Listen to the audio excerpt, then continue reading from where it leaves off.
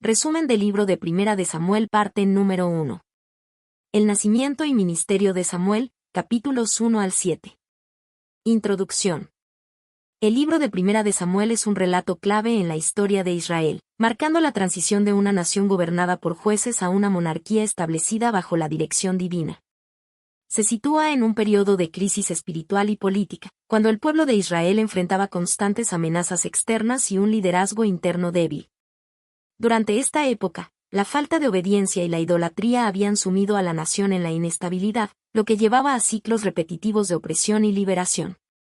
En los primeros 7 capítulos, se narran acontecimientos fundamentales que preparan el camino para el cambio que vendrá. Se inicia con la historia de Ana, una mujer estéril que, en su profunda aflicción, clama a Dios por un hijo. En respuesta a su fe, Dios le concede a Samuel, quien desde niño es consagrado al servicio del Señor en el tabernáculo de Silo.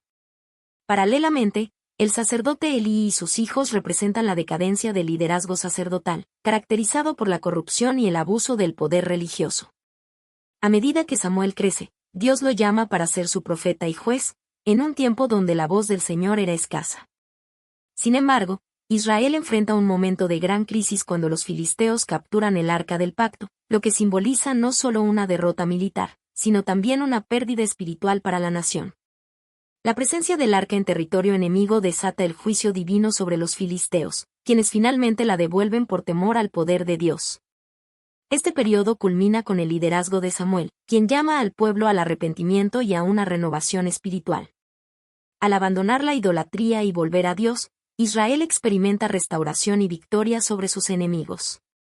Así, los primeros capítulos de Primera de Samuel enfatizan la fidelidad de Dios, la necesidad de una verdadera entrega espiritual y el impacto de un liderazgo piadoso en el destino de una nación. Capítulo 1. El nacimiento de Samuel. En los días en que los jueces gobernaban Israel, un hombre llamado Elcana, de la tribu de Efraín, tenía 2 esposas, Penina, quien tenía hijos, y Ana, quien era estéril. A pesar del amor especial que Elcana tenía por Ana, su incapacidad para concebir era una fuente constante de angustia para ella, especialmente porque Penina la provocaba y se burlaba de su infertilidad. Cada año, Elcana llevaba a su familia a Silo para ofrecer sacrificios y adorar al Señor en el tabernáculo, donde el sacerdote Elí ministraba. Durante una de estas visitas, Ana, con un corazón quebrantado, se acercó al templo y oró fervientemente, derramando su alma delante de Dios. En su desesperación, hizo un voto solemne. Jehová de los ejércitos, si te dignas mirar la aflicción de tu sierva, y te acuerdas de mí, y no te olvidas de tu sierva, sino que le das un hijo varón, yo lo dedicaré a Jehová todos los días de su vida. Y no pasará navaja sobre su cabeza. Primera de Samuel 1, 11. Mientras Ana oraba en silencio, solo moviendo sus labios, el sacerdote Elí la observó y, al no oír su voz, pensó que estaba ebria. Al reprenderla, Ana le explicó su aflicción y su oración sincera. Elí, entonces, la bendijo y le aseguró que Dios había escuchado su petición. Con renovada esperanza, Ana regresó con su familia y, poco tiempo después, Dios le concedió un hijo, a quien llamó Samuel, que significa pedido a Dios. Fiel a su promesa, cuando el niño fue destetado, Ana lo llevó a Silo y lo presentó ante Elí, diciendo: Por este niño oraba, y Jehová me dio lo que le pedí. Yo, pues, lo dedico también a Jehová, todos los días que viva, será de Jehová. Primera de Samuel 1, 27 y 28. Así, Samuel quedó consagrado al servicio del Señor desde su infancia, creciendo en la presencia de Dios bajo la instrucción del sacerdote Elí. Este capítulo no solo destaca la fidelidad de Dios al responder las oraciones de los que le buscan con sinceridad, sino que también introduce a Samuel como una figura clave en la historia de Israel. Un hombre que jugará un papel crucial en la transición de la nación hacia la monarquía. Capítulo 2. La oración de Ana y la corrupción de los hijos de Elí. Después de entregar a Samuel al servicio del Señor en Silo, Ana eleva una oración de alabanza llena de gratitud y reconocimiento del poder y la justicia de Dios. Su cántico profético exalta a Dios como soberano sobre todas las cosas, quien humilla a los soberbios y exalta a los humildes. En su oración, Ana proclama: Jehová mata y él da vida. Él hace descender al Seol y hace subir. Jehová empobrece y él enriquece. Abate y enaltece. Primera de Samuel 2, 6 y 7. Ana reconoce que la verdadera fortaleza y bendición provienen de Dios, quien juzga con equidad y protege a los que confían en Él. Su oración refleja la inversión de roles que Dios frecuentemente realiza. Los poderosos pueden ser derrocados y los humildes exaltados.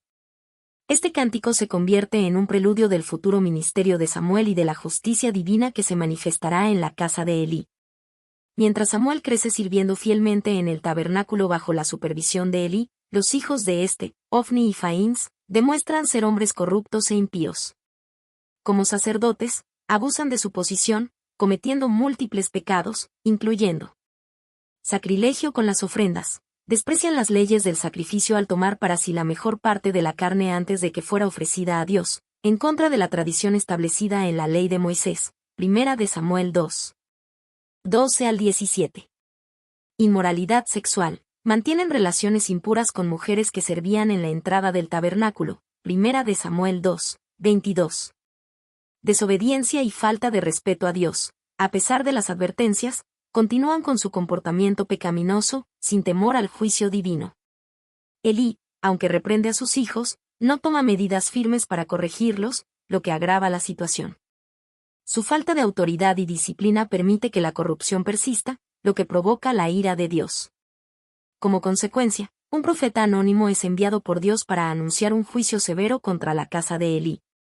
El mensaje profético declara que, debido a la impiedad de sus hijos y la negligencia de Elí en corregirlos, la línea sacerdotal de su familia será cortada. Dios promete levantar un sacerdote fiel que actuará conforme a su voluntad, en contraste con la corrupción de la familia de Elí. Mientras tanto, Samuel sigue creciendo en gracia y sabiduría, ganando favor ante Dios y los hombres. A diferencia de los hijos de Elí, Samuel representa la fidelidad y el compromiso con Dios, lo que marca el inicio de un cambio en el liderazgo espiritual de Israel. Este capítulo ilustra el contraste entre la fidelidad de Ana y la corrupción de la casa de Elí. Mientras que Ana reconoce la soberanía de Dios y se somete a su voluntad, Ofni y Faíns abusan de su autoridad, atrayendo el juicio divino. La historia resalta la importancia de la obediencia y la pureza en el servicio a Dios, mostrando que aquellos que desprecian su llamado enfrentarán graves consecuencias. Capítulo 3. Dios llama a Samuel. Samuel crecía sirviendo fielmente en el tabernáculo bajo la supervisión del anciano sacerdote Elí. En aquellos días, la palabra de Dios era escasa y las visiones no eran frecuentes, lo que indicaba un tiempo de crisis espiritual en Israel. Sin embargo, Dios estaba a punto de hablar de manera directa con Samuel, marcando el comienzo de su llamado como profeta. La llamada de Dios. Una noche, mientras Samuel dormía en el tabernáculo cerca del arca de Dios, escuchó una voz que lo llamaba por su nombre. Samuel, Samuel. Creyendo que era Elí quien lo llamaba, Samuel se levantó rápidamente y corrió a donde estaba el anciano sacerdote, diciéndole: «Heme aquí, ¿para qué me llamaste?». Pero Elí, sorprendido, le respondió que no lo había llamado y le indicó que volviera a acostarse. Esto ocurrió 3 veces, y cada vez Samuel acudía a Elí, quien finalmente comprendió que era Dios quien estaba llamando al joven. Elí entonces instruyó a Samuel a responder de la siguiente manera si volvía a escuchar la voz: «Habla, Jehová, porque tu siervo oye». Cuando Samuel volvió a su lugar, la voz de Dios lo llamó nuevamente. Esta vez, Samuel obedeció la instrucción de Elí y respondió con humildad y disposición: «Habla, porque tu siervo oye». Primera de Samuel 3, 10. El mensaje de Dios a Samuel. Dios le reveló a Samuel un mensaje impactante sobre el juicio inminente que caería sobre la casa de Elí debido a la corrupción de sus hijos, Ofni y Faíns. Dios le dijo que había determinado castigar a la familia de Elí de manera irrevocable por su falta de temor y respeto a lo sagrado. «He aquí, yo haré una cosa en Israel, que a quien la oyere, le retiñirán ambos oídos». Primera de Samuel 3, 11. Dios le explicó que Elí había fallado en disciplinar a sus hijos y que su casa sería despojada del sacerdocio. Este juicio sería una advertencia para toda la nación, demostrando que Dios no tolera la corrupción entre aquellos que sirven en su presencia. Samuel entrega la revelación a Elí. Al amanecer, Samuel temía contarle la visión a Elí, pues el mensaje era duro y desolador. Sin embargo, Elí, al percatarse de que Dios había hablado con Samuel, insistió en que le dijera todo lo que el Señor le había revelado. A pesar de su temor, Samuel obedeció y transmitió la sentencia divina sin omitir ningún detalle. Elí, en un acto de resignación, reconoció la soberanía de Dios y aceptó el juicio con estas palabras. Jehová es, haga lo que bien le parezca. Primera de Samuel 3, 18. Samuel, reconocido como profeta. Desde aquel día, Samuel creció en autoridad espiritual, y todo Israel, desde Dan hasta Beerseba, reconoció que él había sido establecido como profeta de Dios. El Señor continuó revelándose a Samuel en Silo y le dio palabras que no cayeron en tierra, es decir, cada mensaje que Samuel proclamaba se cumplía con fidelidad. Este capítulo marca un cambio significativo en la historia de Israel. Dios rompe el silencio y levanta a Samuel como un profeta fiel en medio de una nación espiritualmente decadente. La obediencia y disposición de Samuel contrastan con la negligencia de Elí y sus hijos, resaltando la importancia de escuchar la voz de Dios y responder con humildad. Capítulo 4. La captura del Arca del Pacto. Este capítulo narra una de las derrotas más devastadoras en la historia de Israel y la trágica pérdida del Arca del Pacto, lo que simboliza la retirada de la presencia de Dios del pueblo debido a su desobediencia y corrupción espiritual. Israel en guerra con los filisteos. Los filisteos, enemigos constantes de Israel, se levantaron contra ellos en batalla. En la primera confrontación, los israelitas fueron derrotados, perdiendo alrededor de 4.000 hombres en combate. Al regresar al campamento, los ancianos de Israel se preguntaron: ¿por qué nos ha herido hoy Jehová delante de los filisteos? Primera de Samuel 4, 3. En lugar de buscar la causa espiritual de su fracaso y volverse a Dios en arrepentimiento, tomaron una decisión impulsiva. Llevaron el arca del pacto desde Silo al campo de batalla, creyendo que su presencia les garantizaría la victoria. Los hijos de Elí, Ofni y Faíns, acompañaron el arca, lo que reflejaba la corrupción del sacerdocio. Al ver el arca llegar al campamento, los israelitas lanzaron un gran grito de júbilo, haciendo temblar la tierra. La reacción de los filisteos y la derrota de Israel. Cuando los filisteos escucharon el estruendo del campamento israelita y supieron que el arca de Jehová había llegado, se llenaron de temor, recordando las historias del poder de Dios al liberar a Israel de Egipto. ¡Ay de nosotros! ¿Quién nos librará de la mano de estos dioses poderosos? Primera de Samuel 4, 8. A pesar de su miedo, los filisteos se animaron unos a otros a pelear con valentía para no convertirse en esclavos de Israel. En la batalla que siguió, Israel sufrió una derrota aún más devastadora. 30.000 soldados murieron, y lo peor de todo, el arca del pacto fue capturada. Ofni y Faíns, los hijos de Elí, murieron en el combate, cumpliéndose así el juicio que Dios había anunciado contra la casa de Elí. La muerte de Elí. Un hombre de la tribu de Benjamín escapó del campo de batalla y corrió a Silo con la terrible noticia. Su ropa estaba rasgada y su cabeza cubierta de polvo, señal de luto y desesperación. Elí, ya anciano y ciego, estaba sentado junto al camino esperando noticias del arca. Cuando el mensajero le informó que Israel había sido derrotado, sus hijos habían muerto y el arca del pacto había sido capturada, el impacto fue demasiado para él. Cayó de espaldas de su asiento, se rompió el cuello y murió a los 98 años, después de haber juzgado a Israel durante 40 años. El nacimiento de Icabod, la gloria ha partido. La tragedia no terminó allí. La esposa de Faíns, que estaba embarazada, entró en labor de parto prematuro al escuchar la noticia de la muerte de su esposo y la captura del arca. En su agonía, dio a luz un hijo y lo llamó Icabod, que significa la gloria ha sido desterrada, pues dijo: la gloria de Israel ha sido desterrada, porque el arca de Dios ha sido tomada. Primera de Samuel 4, 22. Murió poco después, dejando un testimonio sombrío de la desolación espiritual de Israel. Conclusión. Este capítulo resalta la gravedad del pecado y la desobediencia. Israel pensó que podía manipular la presencia de Dios sin buscar una verdadera relación con él. La derrota, la muerte de Elí y sus hijos, y la captura del arca marcan un punto de crisis en la historia del pueblo. Sin embargo, aunque la gloria parece haber partido, Dios aún tiene un plan para restaurar a su pueblo a través de Samuel y su soberana intervención. Capítulo 5. El arca en territorio filisteo. Tras la trágica derrota de Israel en la batalla y la captura del arca del pacto, los filisteos llevaron el arca a su territorio, creyendo que habían vencido no solo a Israel, sino también a su Dios. Sin embargo, pronto descubrieron que la presencia del arca traía consigo un gran juicio sobre ellos, demostrando que el poder del Dios de Israel era superior a cualquier otro. El arca en el templo de Dagón. Los filisteos llevaron el arca del pacto a la ciudad de Asdod, una de sus principales ciudades, y la colocaron en el templo de su dios Dagón como un trofeo de guerra. Esta acción simbolizaba la supuesta supremacía de Dagón sobre el Dios de Israel. Pero al día siguiente, cuando los sacerdotes y habitantes de Asdod entraron en el templo, encontraron la estatua de Dagón caída rostro en tierra ante el arca de Jehová, como si estuviera postrada en adoración. Sorprendidos, los filisteos levantaron nuevamente la imagen y la colocaron en su lugar. Sin embargo, al amanecer del día siguiente, descubrieron algo aún más impactante.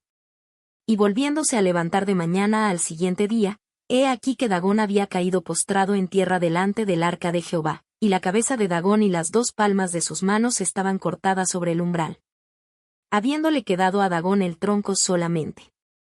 Primera de Samuel 5, 4. La imagen de Dagón no solo había caído nuevamente, sino que su cabeza y manos habían sido cortadas, un gesto simbólico en la antigüedad que indicaba la derrota total de un enemigo. Este evento demostró que Jehová es el único Dios verdadero, mientras que los ídolos son impotentes. La plaga en Asdod y la desesperación filistea. No solo su Dios fue humillado, sino que la ciudad de Asdod comenzó a sufrir graves calamidades. Dios castigó a los filisteos con tumores y plagas, lo que algunos estudiosos creen que podría haber sido una epidemia de bubones o hemorroides dolorosas. Además, parece que hubo una infestación de ratas, lo que podría indicar un brote de peste. El sufrimiento se volvió insoportable, y los habitantes de Asdod reconocieron que la presencia del arca traía juicio sobre ellos. Por ello, decidieron trasladarla a otra ciudad filistea, Gat, esperando librarse de la calamidad. El arca en Gat y Ecrón, la agonía continúa. Cuando el arca llegó a Gat, la misma plaga de tumores y enfermedades azotó a sus habitantes. Desesperados, los filisteos enviaron el arca a Ecrón, pero antes de que siquiera entrara en la ciudad, los ecronitas clamaron con terror.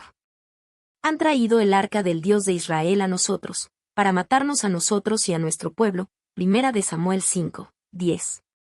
El temor se había extendido por toda la región, pues dondequiera que el arca llegaba, el juicio de Dios caía sobre la población.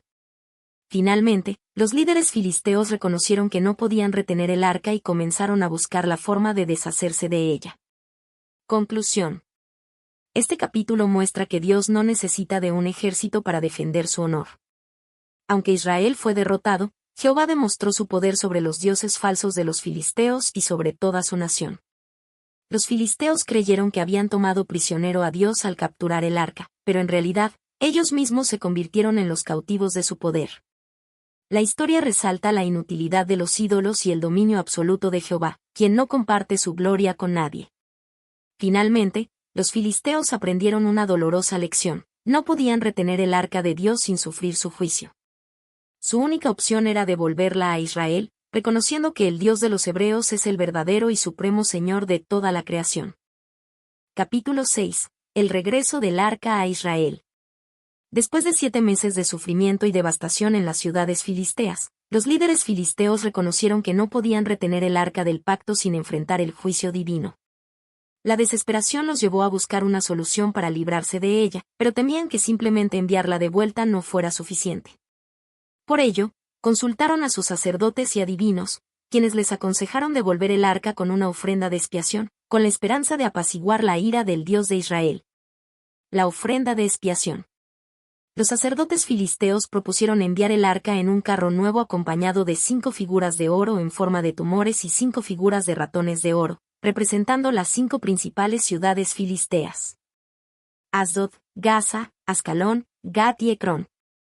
Entonces dijeron: ¿qué haremos con el arca de Jehová? Dad la ofrenda por la culpa, y seréis sanos, y conoceréis por qué su mano no se ha apartado de vosotros.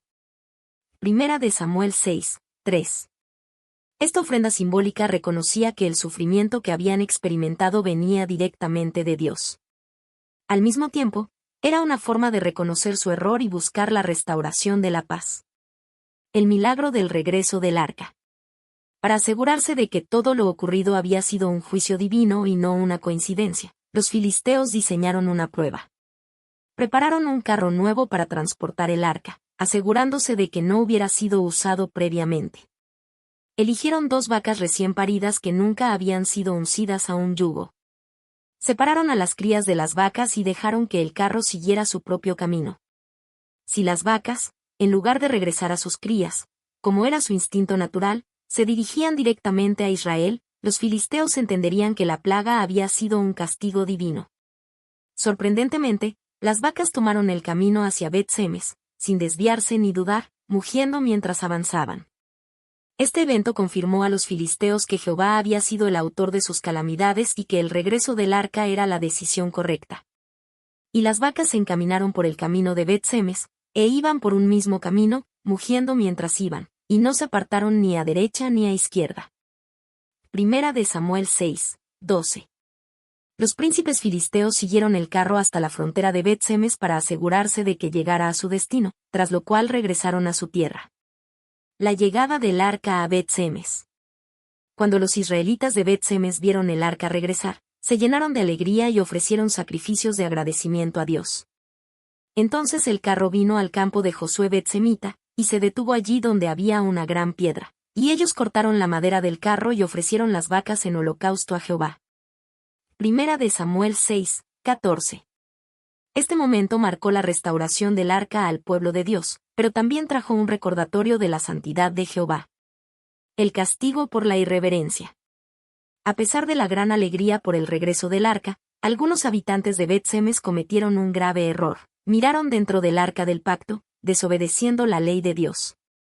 Como resultado, el Señor hirió a 70 hombres, recordando al pueblo que su presencia es santa y que no puede ser tratada con ligereza. Entonces hirió Dios a los de Bet-Semes, porque habían mirado dentro del arca de Jehová, hirió del pueblo a 50.070 hombres. Y el pueblo hizo duelo, porque Jehová los había herido con gran mortandad. Primera de Samuel 6, 19. Este suceso generó temor entre los israelitas, quienes comprendieron que el arca no podía permanecer en Bet-Semes. Por ello, enviaron un mensaje a los habitantes de Kiriat-Jearim, pidiéndoles que la acogieran. Y enviaron mensajeros a los habitantes de Kiriat-Jearim, diciendo: los filisteos han devuelto el arca de Jehová, descended, pues, y llevadla a vosotros. Primera de Samuel 6, 21.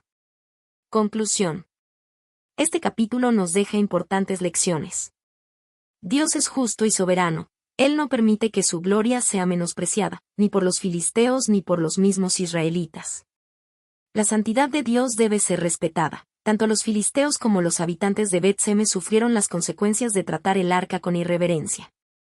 El poder de Dios no depende de la nación que lo posea. Aunque el arca estuvo en territorio enemigo, Jehová demostró que Él sigue siendo el único Dios verdadero. El arca regresó a Israel, pero el pueblo aún necesitaba arrepentirse y volverse completamente a Dios. El siguiente capítulo narrará cómo Samuel guiará a la nación hacia la restauración espiritual. Capítulo 7. Victoria sobre los filisteos y el liderazgo de Samuel. El llamado al arrepentimiento. Después del regreso del arca del pacto a Israel y su establecimiento en Kiriat-Jearim, el pueblo de Israel permaneció en un estado de opresión y crisis espiritual. Durante 20 años, los israelitas sintieron la ausencia del favor divino y comenzaron a lamentarse y buscar nuevamente a Jehová. En este contexto, Samuel surgió como el líder espiritual de la nación, llamando al pueblo al arrepentimiento sincero. Entonces habló Samuel a toda la casa de Israel, diciendo: si de todo vuestro corazón os volvéis a Jehová, quitad los dioses ajenos y Astarot de entre vosotros, y preparad vuestro corazón a Jehová, y solo a él servid. Y os librará de la mano de los filisteos. Primera de Samuel 7, 3. Samuel les pidió que abandonaran la idolatría, especialmente el culto a Baal y Astarot, dioses de las naciones vecinas que habían influenciado a Israel. El pueblo respondió con obediencia, destruyendo sus ídolos y renovando su compromiso de servir solo a Jehová. La gran asamblea en Mizpa. Para marcar este momento de restauración espiritual, Samuel convocó a toda Israel en Mizpa, un lugar simbólico donde el pueblo se reuniría para ayunar, confesar sus pecados y buscar a Dios. Durante la asamblea, Samuel intercedió por Israel, y el pueblo declaró abiertamente su arrepentimiento. Y se reunieron en Mizpa, y sacaron agua y la derramaron delante de Jehová, y ayunaron aquel día, y dijeron allí, contra Jehová hemos pecado. Primera de Samuel 7, 6. Derramar agua simbolizaba su deseo de ser limpiados de sus pecados y su total dependencia de Dios. Este acto, junto con el ayuno, mostraba un verdadero quebrantamiento de corazón y un anhelo de restaurar su relación con Jehová. El ataque filisteo y la intervención de Dios. Cuando los filisteos se enteraron de la gran reunión en Mizpa, interpretaron la congregación como un acto de guerra y decidieron atacar a Israel antes de que se fortalecieran. Al ver que los filisteos se acercaban, los israelitas temieron y clamaron a Samuel: No ceses de clamar por nosotros a Jehová nuestro Dios, para que nos guarde de la mano de los filisteos. Primera de Samuel 7, 8. Samuel, en respuesta, ofreció un cordero en holocausto a Dios y clamó con fervor en favor de Israel. Dios respondió de inmediato. Y Jehová tronó aquel día con gran estruendo sobre los filisteos, y los atemorizó, y fueron vencidos delante de Israel. Primera de Samuel 7, 10. El estruendo divino confundió y aterrorizó a los filisteos, causando tal caos en sus filas que los israelitas lograron derrotarlos con facilidad. Este evento fue una clara manifestación del poder de Dios, quien luchó por su pueblo sin que necesitaran una gran estrategia militar. Ebenezer, un monumento a la ayuda de Dios. Después de la victoria, Samuel erigió una piedra conmemorativa entre Mizpa y Sen, llamándola Ebenezer, que significa piedra de ayuda. Este acto tenía el propósito de recordar al pueblo que Dios mismo los había librado y fortalecido en la batalla. Hasta aquí nos ayudó Jehová. Primera de Samuel 7, 12. Ebenezer sirvió como un recordatorio tangible de que cuando Israel confiaba en Dios, recibía su protección y bendición, pero cuando se apartaba de él, sufría las consecuencias. La paz y el gobierno de Samuel. Tras la derrota filistea, Israel disfrutó de un periodo de paz. Los filisteos no volvieron a invadir sus territorios, y las ciudades que antes habían tomado fueron devueltas a Israel. La influencia de Samuel fue clave para mantener la fidelidad del pueblo a Dios durante su liderazgo. Y tuvo paz Israel por todos los días de Samuel. Primera de Samuel 7, 13. Samuel juzgó a Israel con justicia y recorrió diversas ciudades como Betel, Gilgal y Mizpa, donde instruía al pueblo y administraba justicia. Sin embargo, siempre regresaba a Ramá, su ciudad natal, donde estableció su hogar y un altar para Jehová. Conclusión.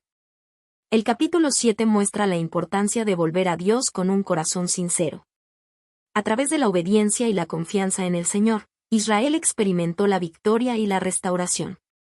Samuel, como líder espiritual y juez, fue clave en guiar al pueblo hacia un tiempo de paz y bendición. Lecciones clave. El arrepentimiento sincero trae restauración. Israel reconoció su pecado, abandonó la idolatría y experimentó la intervención de Dios. La oración y la intercesión son poderosas. Samuel clamó a Dios y ofreció sacrificios en favor del pueblo, y Dios respondió con una victoria sobrenatural. Dios lucha por su pueblo. Los israelitas no necesitaron una gran fuerza militar, sino confiar en el Señor, quien derrotó a sus enemigos con truenos. La memoria de la fidelidad de Dios es clave. Ebenezer nos recuerda que debemos reconocer y agradecer la ayuda del Señor en nuestras vidas. Este capítulo marca un punto de inflexión en la historia de Israel, preparando el camino para los eventos que vendrán bajo el liderazgo de Samuel y, más adelante, la transición a la monarquía con el primer rey de Israel. Conclusión. Los primeros 7 capítulos de Primera de Samuel revelan la profunda fidelidad de Dios y la importancia de la obediencia en la vida de su pueblo. Desde el nacimiento de Samuel hasta su establecimiento como profeta y juez, se ve claramente la mano de Dios guiando y restaurando a Israel. El llamado de Samuel en el templo muestra cómo Dios elige y prepara a sus siervos para cumplir su propósito. Mientras que la trágica caída de la casa de Elí subraya las consecuencias de la desobediencia y la falta de reverencia hacia Dios. La captura del arca del pacto por los filisteos sirve como una advertencia sobre la necesidad de reconocer la santidad de Dios, recordando que su presencia no puede ser manipulada como un simple símbolo de poder. Sin embargo, el retorno del arca a Israel reafirma el dominio absoluto de Dios sobre todas las naciones y su fidelidad a su pueblo, a pesar de sus fallas. Finalmente, La victoria en Mizpa se convierte en un punto clave en la historia de Israel, mostrando que el verdadero poder y seguridad no vienen de estrategias humanas ni de artefactos sagrados, sino de un corazón sometido y arrepentido ante Dios. A través de la intercesión de Samuel y la respuesta del pueblo en arrepentimiento, Dios trae restauración y victoria, marcando un periodo de paz y renovación espiritual para Israel. Este periodo establece las bases para el futuro liderazgo en Israel, preparando el camino para la monarquía. La transición de una nación gobernada por jueces a un reino bajo un rey está a punto de ocurrir. Pero estos capítulos dejan en claro que el verdadero éxito de Israel dependerá siempre de su relación con Dios y su disposición a seguir sus caminos.